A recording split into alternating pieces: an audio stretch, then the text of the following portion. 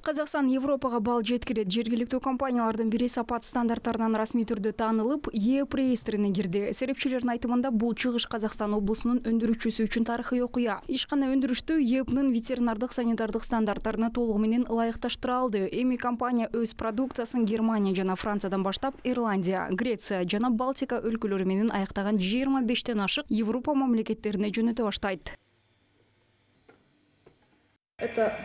Бул Айыл чарба министрлигинин алдындагы ветеринардык контролдоо жана көзөмөлдөө комитетинин көп жылдык системалуу ишинин натыйжасы. Бул иш 3 жыл бою жүргүзүлдү. Мындан тышкары комитет жана Айыл чарба министрлиги Европа биримдигине продукция экспорттоого, ошол эле уруксатты ала турган казакстандык компаниялардын санын көбөйтүү боюнча иш алып барууда.